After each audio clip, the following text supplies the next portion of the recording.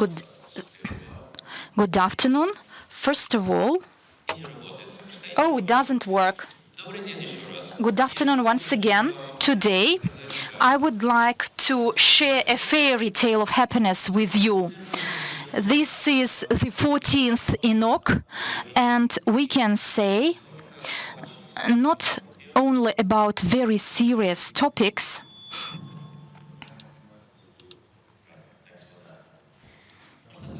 we can talk not only about the serious topics, but about the topics that are much closer to our real life.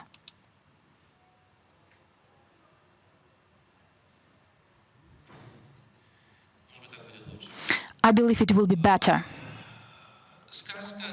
A fairy tale, the conference is about a network, and my fairy tale will be about the network. Like most fairy tales, once upon a time there was a network. It is not important where exactly, but it could be not long ago, yesterday, or now. But most importantly is that this network has had no happiness, because the traffic which goes through that network was not encoded, and it could be viewed, it could be seen, so something could be done with that.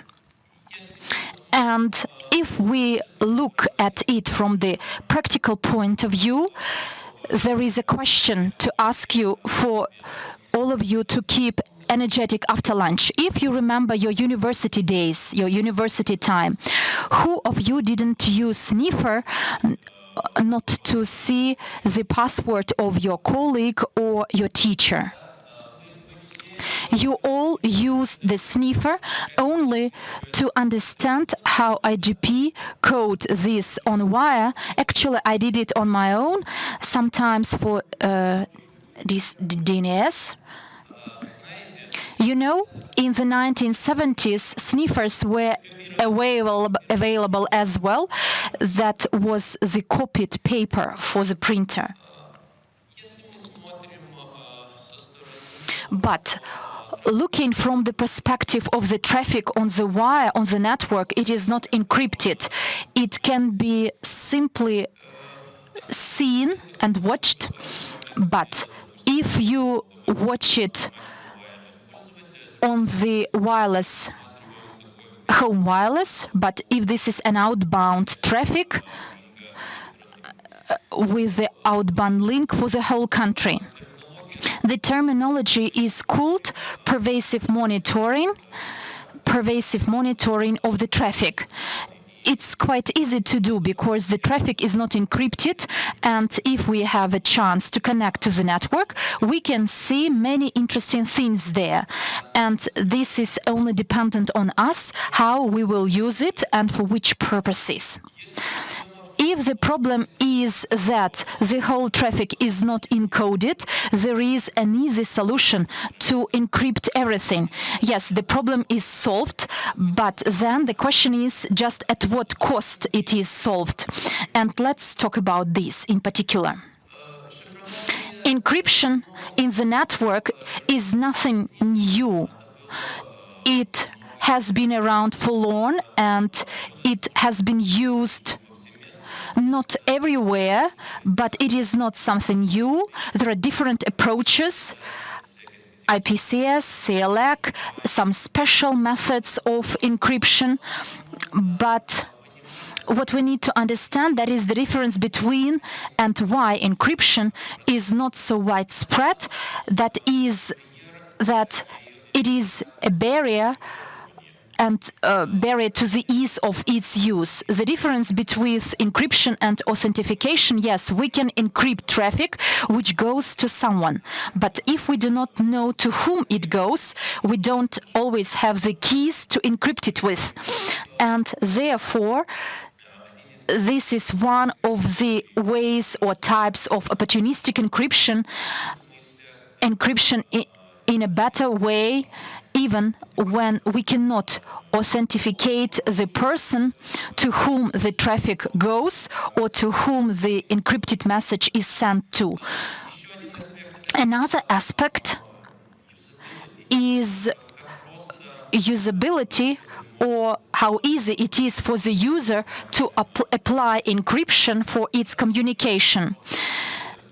There is another question after the lunch. Who out of you use GPD and other subscriptions, email subscriptions? I see a few hands, and in this conference, these are City Geek conference, and if we have a look generally for a simple user, this is like space technologies. The technology itself is not friendly, is not user-friendly.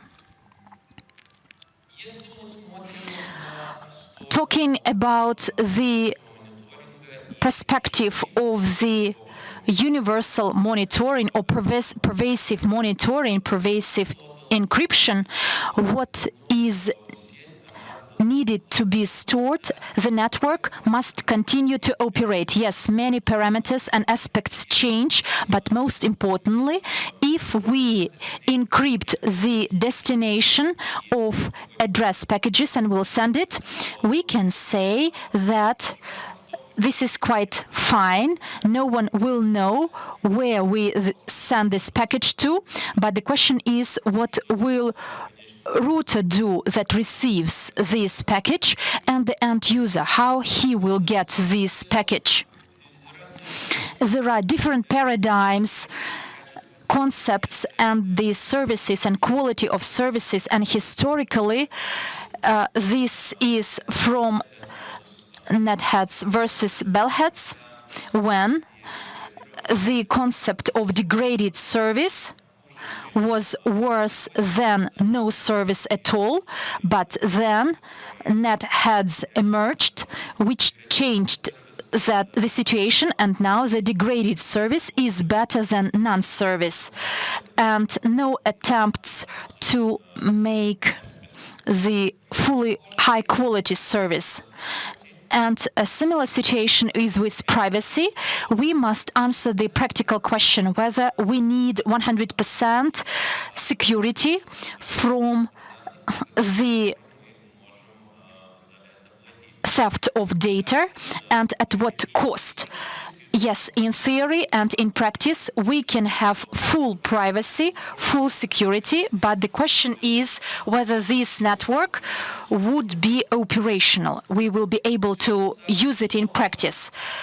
Whether is everything so bad as you can judge from the beginning? Not really. If you have a look at the evolution of the technologies and the network management, it is not so frequent that you need to have access to the pure non-encrypted traffic. You do not need to have access to identification of network elements. Yes, it's true, it helps a lot, but it is not mandatory though. And if we look if we look at the command line or manual application, it is going away from the network community and environment, and everything will get automatic, and other methods of help will be applied.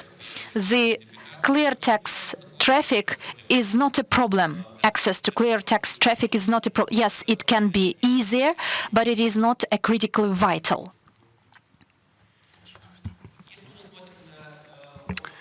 We look at the general trends. The attacks will only get better. Will get smarter and more sophisticated.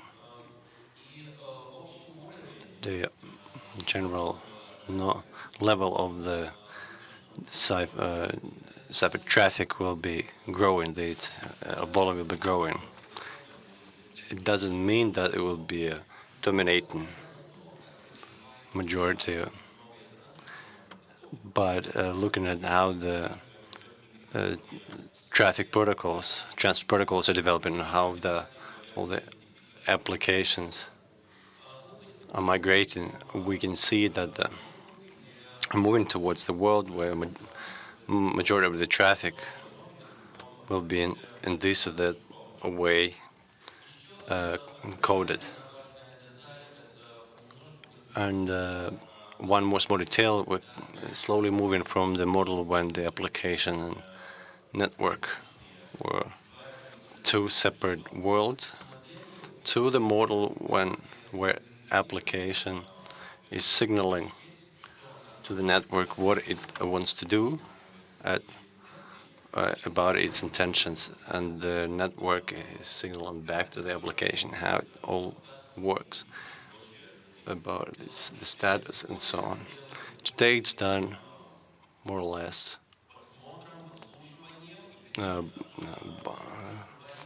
not by encoding, but the mechanisms that are developing, they're moving away from the understanding that we must aspire to watch or to eavesdrop and come to the method when we have a specific interface which we can use to ask for something and to get a status of what is happening in the network, both ways. The context where we talk about the general monitoring, one thing is to monitor the wireless link of your own, but another thing is monitoring the wireless link of your neighbor. It's much more interesting. But another thing is monitoring the exit points from the country, from the continent, or from some other important entity. If we look at how the operators,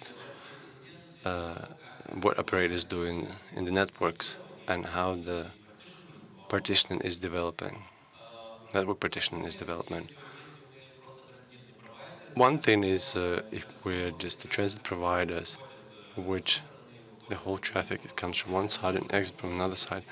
Another thing is if when we're a cloud application provider, which works in this or that way with identifiers of the end users. All depends on whether we are subscribers or eyeballs or that we are generators of content. And the core of the network now is becoming more and more concentrated in data centers, and the whole logic, interesting things that we would like to see more is begin to concentrate inside the data centers. What is happening in this or that format in transit operators is not so interesting. On the other hand, it's not so easy to get. Let's look at the more aspects in detail, starting from the transport. Yes, indeed, we can say that we have optical fiber, and we can encode everything at the optical level. Everything will be secure.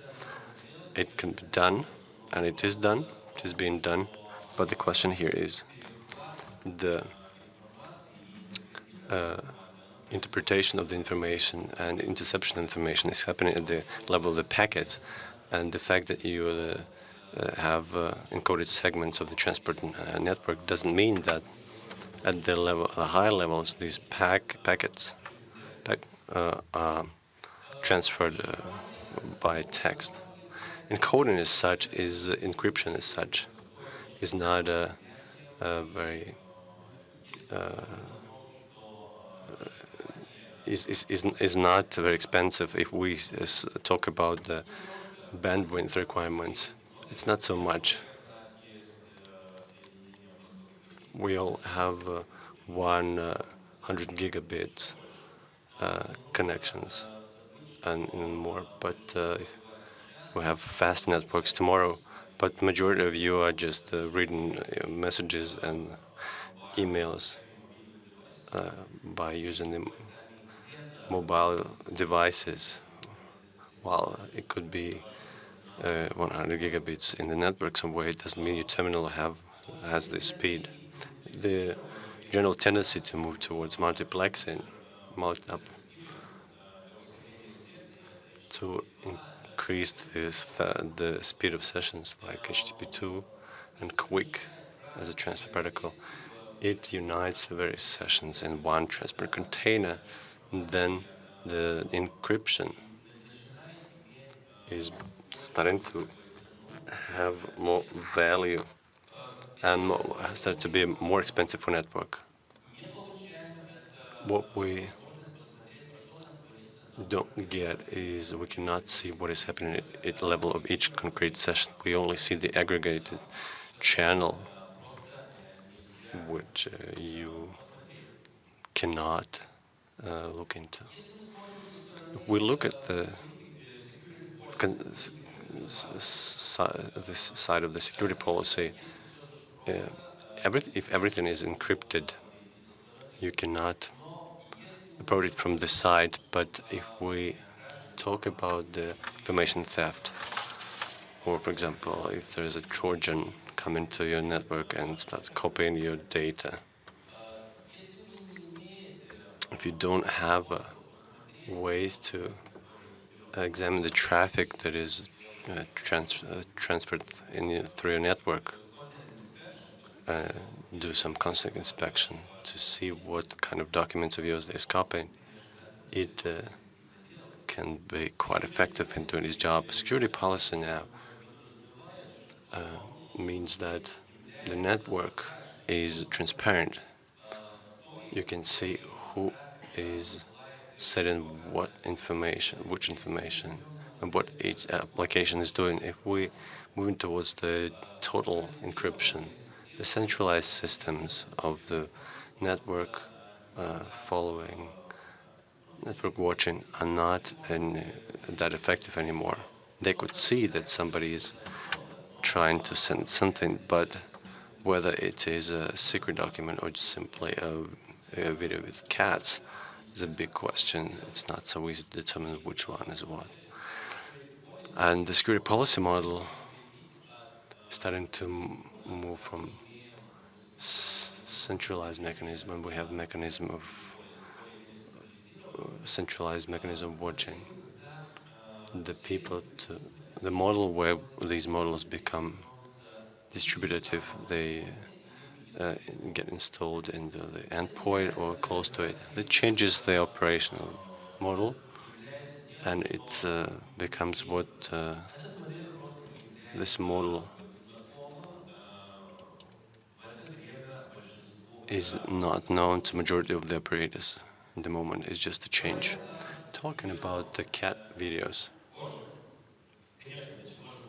of course, we use networks to see the video with cats. And one of the main complaints of the users is that when you encrypt everything, my video will stop, will get broken, stop working. It will stops working because some transit element inside the network does not see the signal.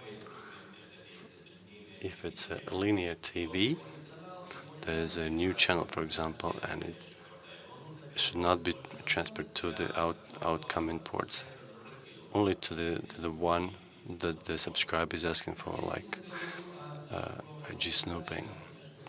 In case of encrypted channel, nothing possible to see anything concrete. The new mechanism needed, which will allow to work with the logic of the application at the level of the network, which controls what will be sent where and spread where. Packet inspection, in the best case, we will see the source destination address. Everything else is encrypted. If some application optimization or content delivery optimization is working, hoping that it will intercept or see what this or that user is asking for and do a good thing, optimize it and send the content back faster. Send it from the cache that is closer to the user, it becomes impossible. The network will work. The quality experience may change to negative, especially if we talk about the communication in the real time. For optimal and effective work of such communication, there is needed a mechanism that will helps communication between interplane and such communication elements of the network. If we encrypt everything, we don't have this mechanism the way we have now. That's why we working on the interfaces between application and network, so that even in the encrypted content, we would be able to ask for the network element to reserve some resources or do something else for the cat videos to work.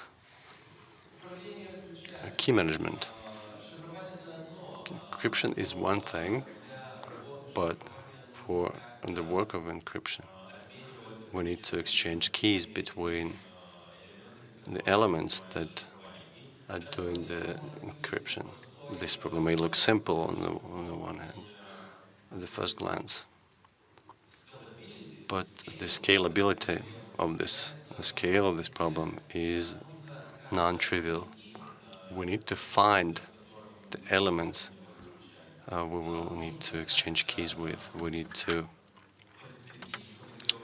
confirm that we are talking with the element, that the identity of the element. Only then we can exchange the keys. If we look at the price of the damaged confidential data and the price of the compromised keys, it's much more effective, much more simple to compromise keys than it is to try to brute force or use other methods to decipher or decrypt the data. This is actually one of the reasons why, which contributes to the fact that the encryption as such is not that widespread and is not that user-friendly. DOS. An attack is an attack if we don't have a way to look inside this attack. For us, all the traffic looks the same. And we cannot simply,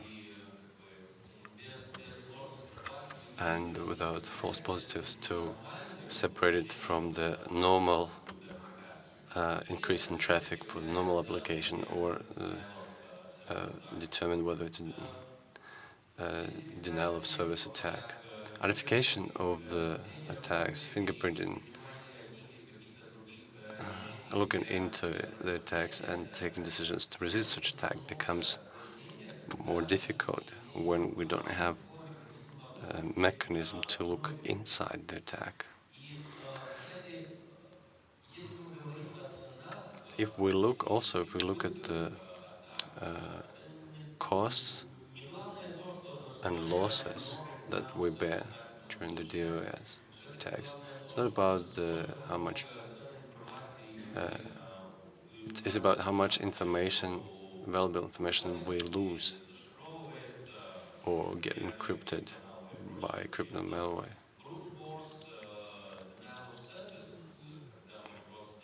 Force denial of service, when we simply get more traffic than we can deal with, is not that much of a problem. The biggest thing here is the intellectual attacks. But to look inside of them, It's not so easy in the context of the overall encryption.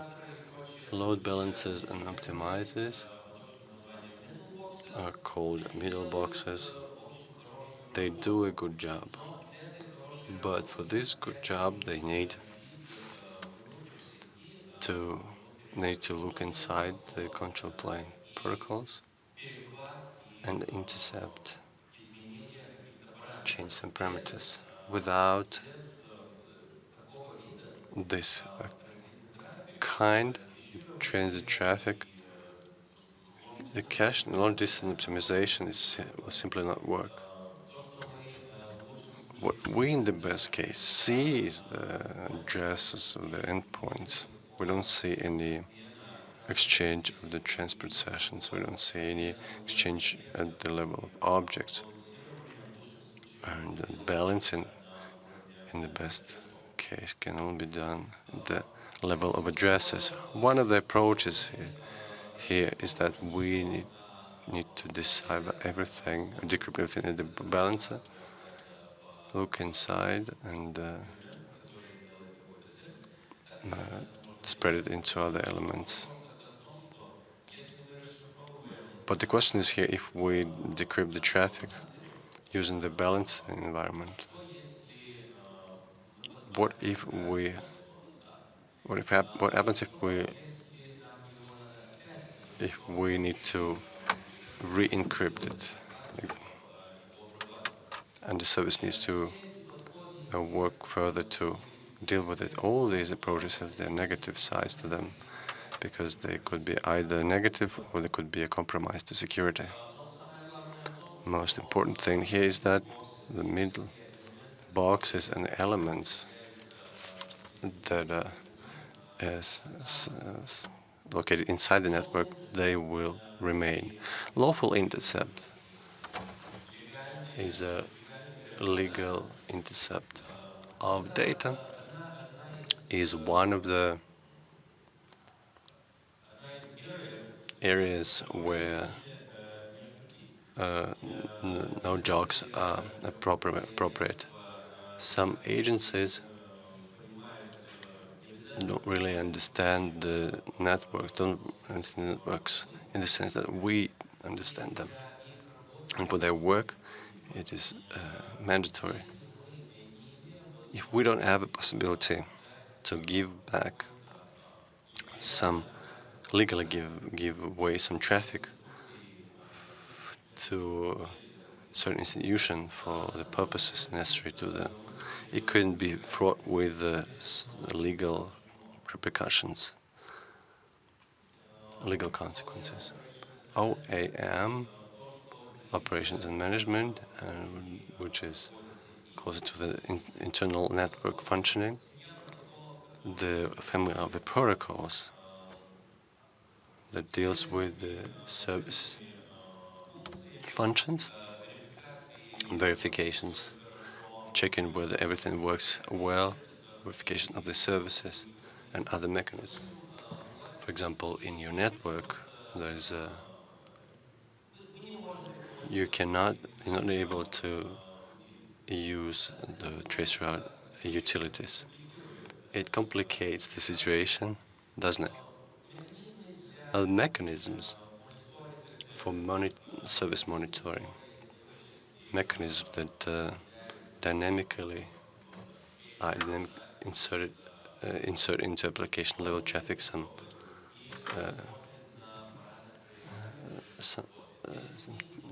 and see and look how the services work. If we cannot look inside the session, we cannot introduce her into the session. Today's mechanisms that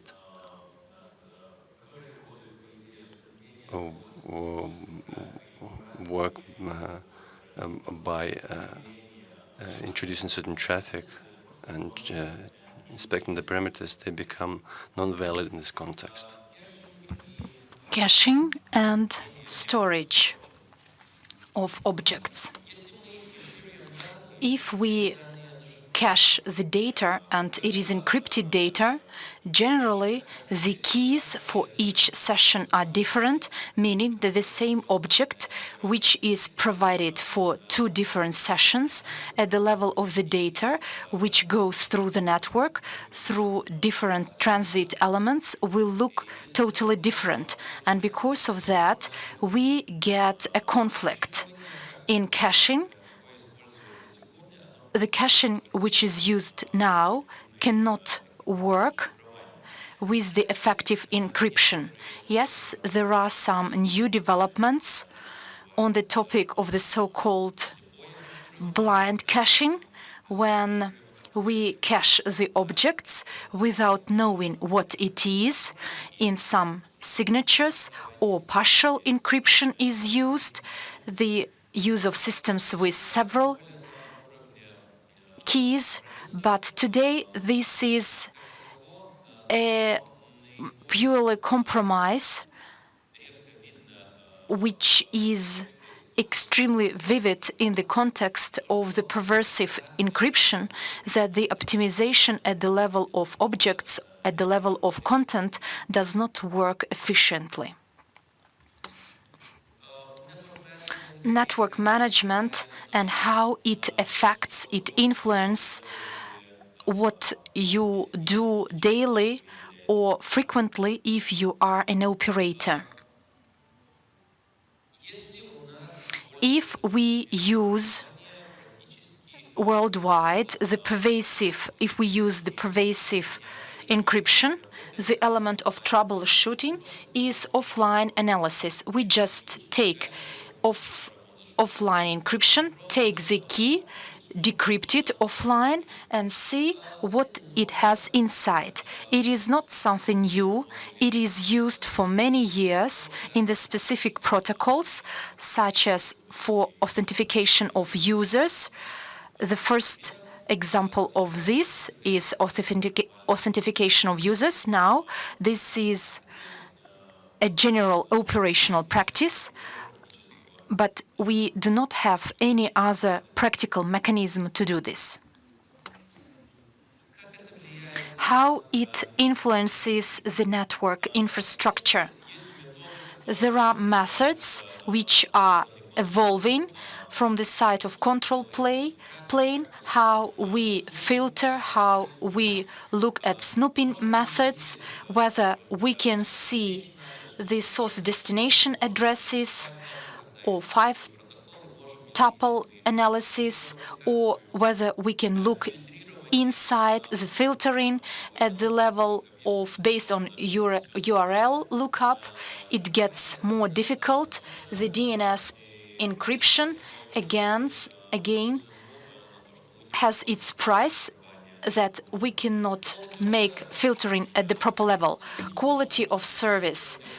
If we cannot see what goes through the tunnel, it's difficult to say whether we can guarantee some resources for the specific session, or is it one identified tunnel for each particular application.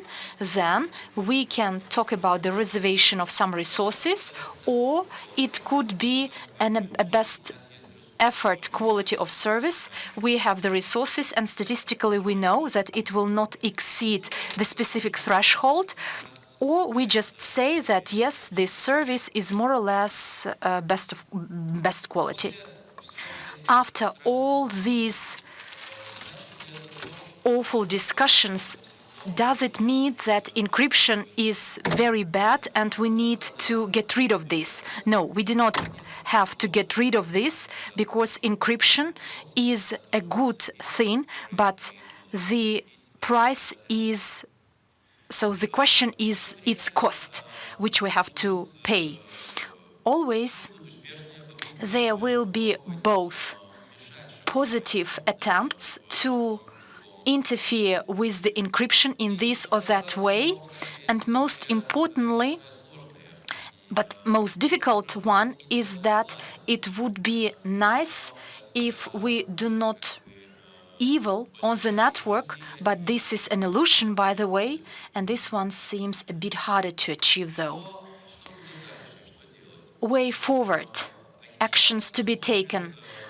IETF, this topic is not something new in IT companies, IETF organizations, and the recommendations are being developed, including for the operators, what and how to do from the practical perspective to make sure that encryption is network friendly.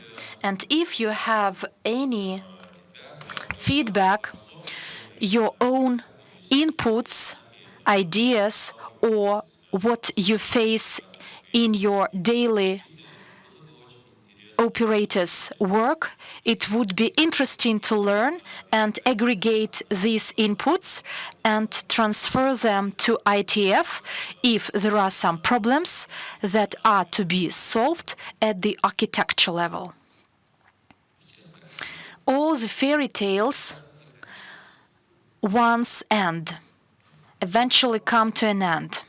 Dear colleagues, do you have any feedback, any comments, questions from your side?